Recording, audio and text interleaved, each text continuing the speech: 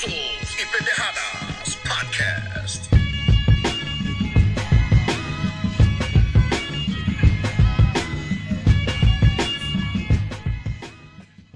¿Qué tal, mi gente? ¿Cómo estamos? Welcome back to Putazos y Pendejadas. Our guy is back, our partner, Mr. David, back from vacaciones. On time, David. Tell us about the Todo Rich vacation you had. Tell us about it. On time. Man, I was just in the Caribbean, British West Indies, hanging out on Turks and Caicos. Beautiful island, man. I already want to go back. In the West Indies. ¿Qué son los West Indies, David? It's a group of islands about northwest of Cuba, or east of Cuba, excuse me, northeast. Allá por donde vive Hermes. Hermes, yeah, I was about 50 miles away from his hometown, man. Okay. Como South Padre Island, güey. It's pretty hot. Yeah, just a little bit, just a lot better. Better than South Padre? Way better, bro. Wow. Ahora no está bueno. Way better. Well, that's good, man. You work a lot, Chinga. You do a lot for the community. You're a teacher. You're helping out the nation's youth. So you deserve it, camarada. Let's get back into the boxing, Chinga. We didn't have you. We had all kinds of complications. We needed you, brother. But you're back. We don't know in what shape you are. I don't know if you can go rounds, but we'll see right now. 15 rounds. I can go 15 rounds, man. All right, man. Well, there's a lot going on in boxing. There was a lot going on last week. But one question I was asking you while you were over there, we were texting back and forth, and we had a discussion on it yesterday. Spence-Crawford, man. I told you, Chinga, man, why is this fight not big? Why is it not Ryan, Tank Davis? These two dudes deserve it. They are all-time greats. Why a Hagler Sugar Ray Leonard event? Why isn't it larger than what it is? I'm hoping that it gets 500,000 buys in pay-per-view. It should get 1 million. You know, why isn't it one of those big fights, David? Why? There's a lot of reasons, man. Society's different from the time that you're speaking of, when you had Hagler and Leonard and Hearns and Duran all going at it against each other. Boxing was a lot bigger sport back then. It was on network TV and it was easily viewable. I grew up in the era where I could turn on the TV on Saturday morning and I see Mike Tyson fighting on ABC's Wild World of Sports, along with Michael Carvajal. That's how I got into the sport, because I saw these guys boxing on TV and I didn't have to pay pay-per-view. I didn't have to download an app. I didn't have to have cable. I just turned the TV on and they were on TV. So that's one reason why. Two, you asked about why isn't it as big as Tank Davis and Ryan Garcia. Well, Tank Davis and Ryan Garcia just pulled in some pretty big numbers, huge numbers recently with their fight. Nobody saw Ryan fight anywhere on local TV or anything. But here's the thing. Here's what's different with Ryan. Ryan has 10 million Instagram followers. So the other part of that answer is the social media aspect. Social media is the way a lot of people get their news, their entertainment. It's like network TV for what it was for us back in the 80s. That's what that is now in social media. It's network TV. People spend hours scrolling TikTok and Instagram and Facebook doing all this stuff, right? Right. Well, Ryan Garcia has a sizable following. Tank has a very similar following to Ryan. Right. Those guys can be found doing TikTok dances in their underwear, and they go viral for shit like that, right? That's not Spence-Crawford, man. Bud and Spence, they do their entertainment inside of the ring. Here's the problem. The third thing that I'm going to say. These guys fight on pay-per-view, and that's the only way you've gotten to see them fight the last several years, is behind that pay-per-view wall. You have to pay $80 to $90 to see these guys fight. And a lot of people aren't willing to do that because they don't even know who they are. So that's part of the reason why you may not be getting the buzz that you think this fight deserves. So to me, I'm getting more of a buzz for these guys fighting each other than I have for any of their fights prior to this one. I can definitely see it cracking 500,000. I'm hoping that it gets 500,000. I don't know, could be the fighter's fault, but I mean, I don't know, man. I don't blame the fighters, dude. I don't want them acting like clowns and being all loud and you don't boisterous. have to act like a clown, but okay. So then name me somebody who didn't act like a clown recently, who didn't act like a clown and is getting big numbers. Getting big numbers. Canelo's the only one. He doesn't act like a clown. I'll give you that. But outside of Canelo, Bivol got against Canelo. Bivol fought Canelo. That's why he got big numbers. What about the promoters? Is it the promoters' fault? Yes. A lot of times people resort to YouTube and social media, right, to promote things. You're not going to get that from these guys. So what's the next step? Who are you trying to reach? The casual fan, right? They don't need to do weird antics on YouTube and social media to get me. I'm already buying the fight. Right. So who do they need to get? The guy that's not me. The guy who doesn't watch boxing every weekend. What promoters should be doing is be promoters.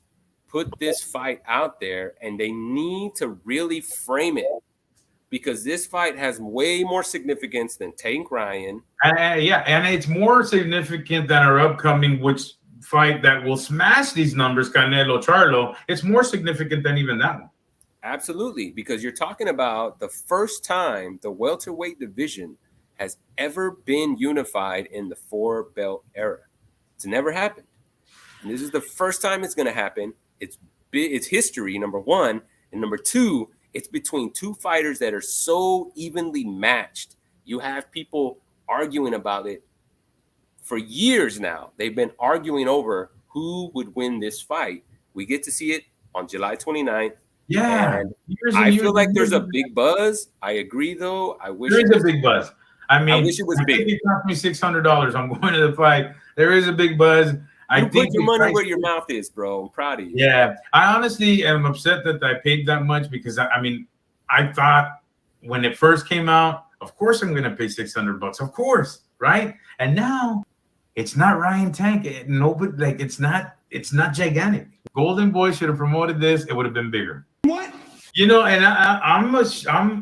I think Steven Espinosa is dropping the ball, man. I don't know who to blame. Showtime, PBC. Yeah. Here's a reason I put it on PBC. They put Spence behind a paywall and limited the amount of people that were going to be exposed to him, right? Because he's with all his last ever since Mikey Garcia, all of his fights have been on pay-per-view. So I blame PBC for putting Errol Spence on pay-per-view far too much. Here's a little side note for you. Errol Spence got the biggest views for a boxing fight in, 20 years or something like that. When he fought, I think it was Bundu. He fought before the Olympics 1 year. He was right before, I think it was an Olympic basketball game. He got 6 million views to watch him fight. And he knocked the guy out like in the first or second round or something like that. Wasn't much of a fight, but he got a lot of exposure for that. Now, what was that? Was that Top Rank? No, that was on PBC. Back when they used to have network deals. Going back to what PBC could have done, they could have done that with Spence a couple more times. They could have put him on Showtime Championship Boxing. Yeah, because it honestly, you know who pulls a lot of views on Showtime Championship Boxing? Jermell Charlo. Yeah, he does. Yeah, Earl could have done the same thing if they had put that Spence Ugas fight on Showtime instead of a pay-per-view. More people would have got to see Spence, and that was a good performance by Spence. Would have hyped up this fight. That was a damn good fight. Yeah, that was a really good fight. It was all right. Ugas was competitive early. He beat the hell out of Ugas that day. That was a good fight. Well, there you have it. David's take on why the Spence-Crawford isn't selling what it sells. I think you add Golden Boy and it sells a hell of a lot more. That's just me. The shaking of the head over there. What are you putting on it? 7. 700 buys for David. Okay. 700,000. I'm thinking that it's going to reach 500. I hope it does. If it does, reach 500, they reach their potential with the fighters that they have and the promoter that they have. I think what they need, I think what needs to be done to make this better is promoters need to buy commercials, and they need to really name this fight. Another problem with what's going on, dude, is like people don't realize like this fight, it's going to determine who's the number one guy at 147. Man, I don't understand it. It's disappointing that guys at this level aren't getting the exposure. No, let me ask you this. After watching the second episode, what did you learn? And you're talking about the All Access. Yes, the second one. I think Bud Crawford is more focused on the fight and how big it is itself and things like that. I think he's more focused on the event and how big the event is in this. And I think Earl Spence is more focused on the fighter because, during the episode, he talked about him. Also, we were talking about, I said how boring the episode was because it was freaking boring. But Spence talked about, the problem with his mouth guard, changing that. I believe Spence is more focused on the fighter, the fight itself, and correcting his problems. And I think that Crawford is more enamored of the fight and how big it is, and this is his biggest show always. So I think that's going to be the difference. I feel like Crawford is just as focused. I think they both are, honestly. I'm also glad Spence finally fixed the mouthpiece issue. I disagree with you, man. I've been very interested in the All Access. I've liked both episodes. I don't know. I like hearing about the ins and outs of training camp. I'm more interested in that than I am about what they're doing in fucking TikTok. All right. Boring. That's fine for you, but for me, I like hearing those little nuances of the training. I like seeing. I like that too, but just tell me about it. I like seeing them in. I like seeing them in their gym atmosphere. I like seeing them working with their coach and talking about their coaches. What I think was really interesting is I'm hearing the way Bud talks about his team and the way Spence talks about his team. And they both are very respectful and they give a lot of credit to the people in their camps. So those two guys have that in common, which I think is really, really cool. They're both leaders of their little inner circles. Yeah. But they're humble. But they're humble about it. Yeah. Very, very humble. Both of them are. That said, I think they're both equally focused in this, man. I don't really see a difference. Bud's getting up late, isn't he? Getting up late? Yeah. You didn't catch that on there? They were waiting for him for the run. Insane. I don't like that. Well, hey, man. The difference is Earl demands them to go when he goes, and Bud's waiting for them to motivate him. Nah, man. But that is interesting because you know what I did catch? Derek James saying it seems like when you get closer to the fight, Earl gets more serious about the training. Yeah, everybody was on time on his side. So he doesn't need to be pushed as much. Whereas Crawford maybe needed that. But you know what? He got it done. He went and got the run in. So, yeah, but I mean, he was late. Yeah. Well, that's all we got for you guys on that. Hopefully it does hit the 500. I don't think the 700. Shit, I hope it hits. Mark, you can help out by not only buying the ticket, but also buying the pay-per-view. You can buy the pay-per-view before you leave. And you know I don't buy pay-per-views. Oh.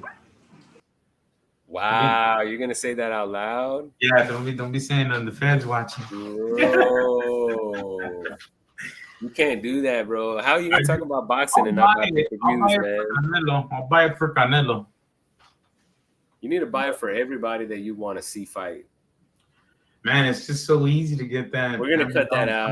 We're gonna edit that. It's so easy to get that fire stick. I don't buy. You just say I don't buy pay-per-view. Wow. No, man, I stream them. Oh. I paid $35 a month for everything. Wow. Oh, no, you cannot joke about that. Yeah, that's not funny.